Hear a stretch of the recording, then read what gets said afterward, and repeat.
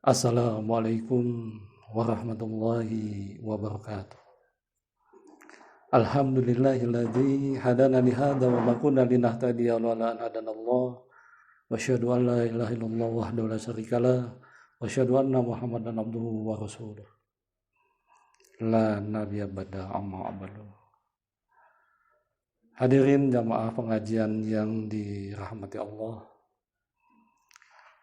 Pemirsa MTTV, Majelis Tablik Televisi, dan pendengar Radio Purnama Sidi dimanapun berada.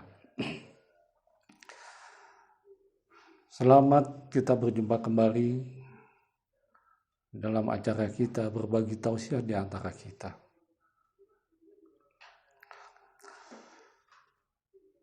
Bahwasannya Allah Subhanahu wa Ta'ala menciptakan manusia, menciptakan jin dalam rangka beribadah kepada Allah Subhanahu wa Ta'ala. Wa ma khalaqtul jinna wal insan illa liya'budun. Tidaklah aku ciptakan jin dan manusia hanyalah untuk beribadah kepada Allah. Di dalam hal ini, manusia mempunyai tugas di dalam penciptaannya adalah dia beribadah kepada Allah Subhanahu wa Ta'ala. Dan juga kita sama-sama mengetahui bahwa manusia beribadah kepada Allah dalam hal ini bukan semata-mata jika manusia tidak beribadah kepada Allah itu menurunkan kemahaagungan Allah. Tidak. Manusia mau beribadah ataupun tidak, sedikit pun tidak mengurangi kemahamuliaan Allah Subhanahu wa Ta'ala, tidak mengurangi keagungan dari Allah Subhanahu wa Ta'ala, tidak mengurangi kekuasaan dari Allah Subhanahu wa Ta'ala. Manusia diperintahkan beribadah kepada Allah adalah wujud kasih sayangnya Allah kepada hambanya. Karena dengan manusia beribadah kepada Allah, Allah akan redho dan Allah akan memberikan tempat yang baik di sisinya, yaitu surga. Dan bagi siapa saja manusia yang tidak mematuhinya dan mengingkarinya, Allah pun akan memberikan tempatnya yang buruk di sisinya, yaitu neraka. Ada 3 golongan manusia yang diharamkan oleh Allah Subhanahu wa Ta'ala menurut Rasulullah sallallahu alaihi wasallam. Sab'atun qad haramallahu alaihimul jannah, mudminul khamri wal aqwad dayus wallazi fi ahlihil khabasa. Kata Rasulullah, ada 3 kelompok orang yang diharamkan Allah untuk masuk surga. Yang pertama adalah kelompok orang yang tidak pernah lepas dari minuman keras atau khamr. Kenapa? Oleh karena Allah Subhanahu wa Ta'ala mengatakan di dalam Al-Quran, Ya ayyuhalladzina amanu innamal khamru wal maisuru wal ansobul azlam rijsum min amali syaitan fajtanibu la'allakum tuflihun. Wahai orang-orang yang beriman, sesungguhnya minuman keras, berjudi, menyembelih hewan untuk berhala, mengundi nasib dengan anak panah adalah termasuk rijsum, perbuatan keji, dan itu amali syaitan, merupakan amalan syaitan. Fajtanibuhu la'allakum tuflihun, maka jauhilah agar kamu mendapatkan beruntung. Barang siapa orang yang tidak pernah lepas dari minuman keras, dia diharamkan oleh Allah tidak akan masuk surga, karena di samping minuman keras itu merupakan perbuatan keji dan amalan setan, bahwa induk perbuatan jahat dan dosa berawal dari minuman keras. Ada suatu Alkisah di mana Abdurrahman dikatakan oleh malaikat, wahai Abdurrahman adalah dia ahli surga. Kemudian Allah Subhanahu wa Ta'ala mengatakan, tidak malaikat, aku lebih mengetahui, kata Allah, Abdurrahman adalah ahli neraka. Kita sama-sama mengetahui bahwa Abdurrahman adalah orang yang soleh di suatu negeri.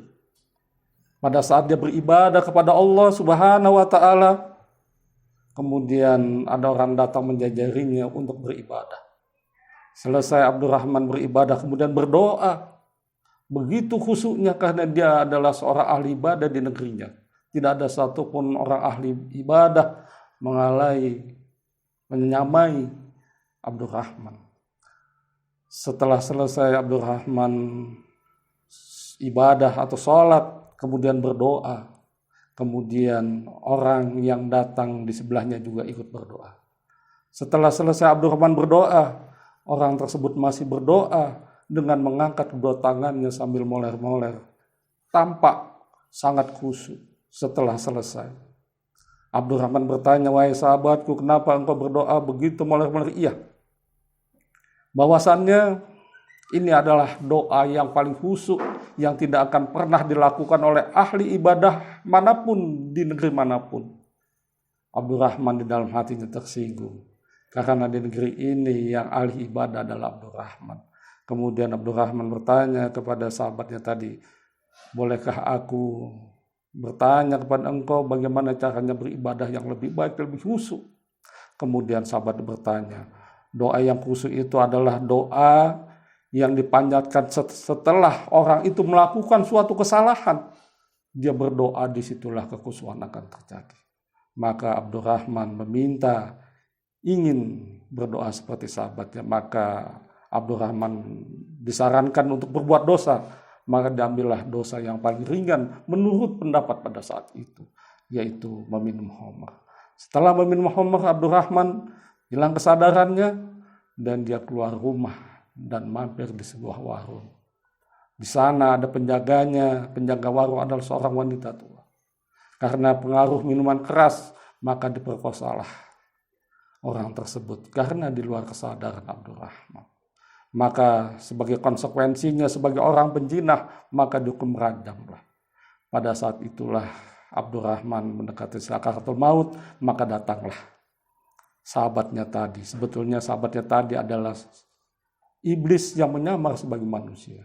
Wahai sahabatku, tolonglah aku, kata Abdurrahman. Aku tidak tahan dengan siksa rajam ini. Kalau begitu sembahlah aku dulu, kata sahabatnya Abdurrahman ini. Kemudian Abdurrahman menyembahnya. Maka sakaratul maut datang. Maka Abdurrahman, dia adalah ahli neraka. Karena lepas akidah dari menyembah Allah, menyembah selain dari Allah. Kemudian yang kedua, golongan orang yang diharamkan oleh Allah masuk surga. Dia adalah wal aku wad dayus. Siapakah dia? Dia adalah seorang suami atau seorang kepala rumah tangga yang membiarkan keburukan terjadi di dalam rumah tangganya. Pemirsa MTV yang dirahmati Allah. Seorang kepala keluarga yang membiarkan keburukan terjadi di rumah tangganya, dia termasuk golongan orang yang diharamkan masuk surga. Anaknya dibiarkan tidak bisa mengaji. Anaknya dibiarkan untuk tidak melaksanakan sholat. Anaknya dibiarkan berbuat semaunya saja, berakhlak buruk dan sebagainya. Kemudian istrinya dibiarkan keluar rumah, mengumbar auratnya. Kemudian tidak ada tata krama di dalam rumah tangganya. Sedangkan dia sebagai suami tidak pernah memberikan suatu pelajaran, memberikan contoh, memberikan pendidikan kepada anak-anaknya bagaimana beradab, bagaimana melaksanakan sebuah aturan kebaikan yang ditetapkan dalam agama, baik kepada anaknya, kepada istrinya. Dia alpa. Padahal Allah Subhanahu wa Ta'ala mengatakan, ku anfusakum wa ahlikum naro. Jagalah dirimu dan keluargamu dari api neraka. Maka suami-suami yang dayus ini dia mengabaikannya, maka tidak hanya anggota keluarganya masuk neraka, tapi dirinya.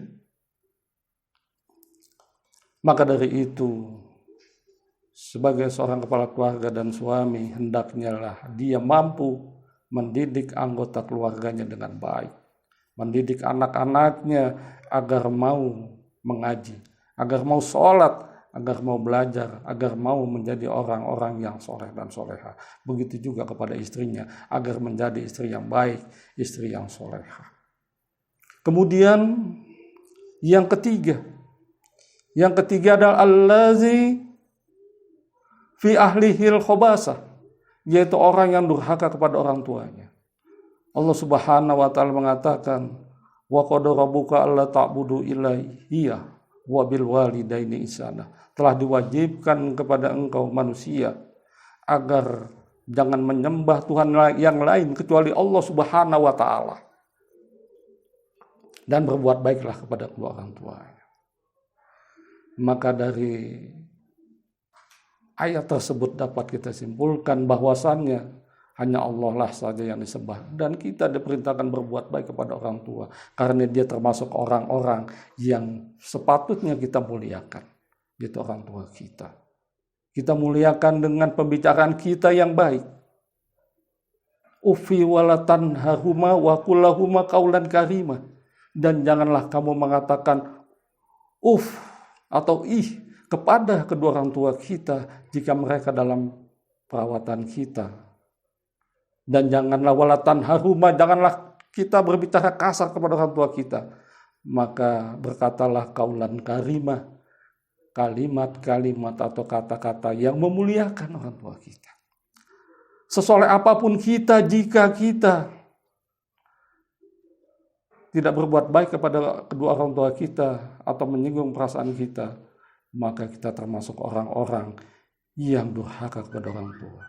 Kita ingat kisahnya tentang Al-Qaumah. Al-Qaumah ini adalah sahabat Rasulullah. Yang namanya sahabat pastilah dia orang iman, orang soleh, orang baik. Namun menjelang sakaratul mautnya, Al-Qaumah ini mendapatkan kesulitan dikarenakan dia pernah kurang dapat memuliakan ibunya, di mana dalam suatu kisah Abdurrahman ini telah memberikan 2 potong kain, 1 potong kain untuk istrinya, 1 potong kain yang lain untuk ibunya, namun dengan harga yang berbeda. Harga yang bagus, kain yang bagus untuk istrinya, kain yang biasa saja dengan harga yang selisihnya sedikit untuk ibunya. Maka ibunya tersinggung karena merasa dia tidak dimuliakan oleh anak. Maka pada saat sakaratul maut mendapatkan kesulitan, maka dipanggil Rasulullah. Ya Rasul, bagaimanalah dengan sahabat kita Al-Qaumah? Dia mati, namun tidak mati-mati. Sakaratul maut tidak akan lepas dari dirinya. Kalau begitu panggillah ibunya ke sini. Setelah dipanggil, ternyata Abdurrahman telah berbuat kesalahan kepada ibunya. Maka Rasulullah meminta agar ibunya memaafkan. Setelah ibunya memaafkan, maka Al-Qaumah meninggal dengan tenang. Dia mendapatkan husnul khotimah karena ibunya telah meredoi dan memaafkan atas segala kesalahan. Hadirin jamaah pengajian yang dirahmati Allah, pemirsa MTV dan pendengar Radio Purnama CD. Kesimpulan dari hadis ini adalah orang yang diharamkan oleh Allah masuk surga adalah ada 3. Orang yang ahli di dalam minuman keras, atau tidak dapat menghindar atau tidak dapat menghindarkan homer dalam hidupnya, dia termasuk golongan ahli neraka. Kemudian laki-laki yang dayus, dia juga termasuk orang yang diharamkan surga oleh Allah, dan juga orang yang durhaka. Mudah-mudahan ini adalah pembelajaran buat kita bersama, kita renungkan untuk kita jadikan pemikiran, dan kita selalu bermuhasabah. Mudah-mudahan kita tidak terjadi pada diri kita ketiga golongan tersebut. Demikian wabillahi taufiq wal hidayah. Wassalamualaikum warahmatullahi wabarakatuh.